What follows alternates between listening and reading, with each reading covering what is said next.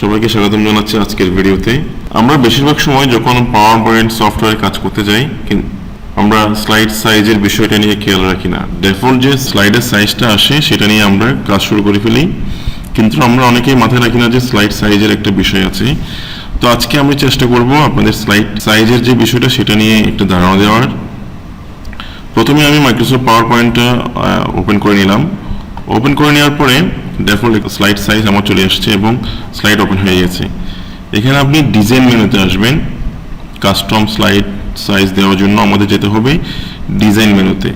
Design menu থেকে এসে শেষের দিকে খেয়াল করলে দেখবেন যে স্লাইড সাইজ নামে একটা অপশন আছে। এখানে আপনি ক্লিক করবেন। একটা আছে স্ট্যান্ডার্ড 4:3 আর এটা হচ্ছে ওয়াইড স্ক্রিন 16:9 আর নিচে অপশন আছে স্লাইড সাইজ। এখানে আপনি ক্লিক করবেন। ক্লিক করলে আমাদের একটা পপ আপ মেনু আসছে। এখানে দেখেন স্লাইড সাইজ ফর, এখানে যদি আমরা ক্লিক করি অনেকগুলো অপশন আছে। On screen show, letter paper, বেশ কিছু অপশন এখানে আছে। তারপরে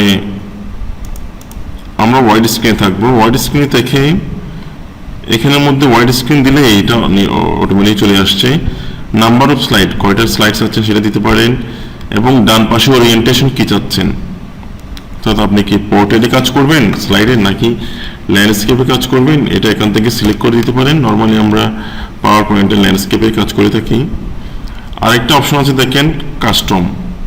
কাস্টমে যদি দেন আপনি এখান থেকে আপনার সাইজ, অর্থাৎ আমরা আমাদের প্রয়োজন অনুযায়ী সাইজ করে নিতে পারবো এখান থেকে, সেটা হচ্ছে কাস্টম থেকে করে নিতে পারি। তো নর্মালি আমরা যেটা করি সেটা হচ্ছে এই যে স্ট্যান্ডার্ড এবং ওয়াইড স্ক্রিন 16:9 এটাতে করে ফেলি।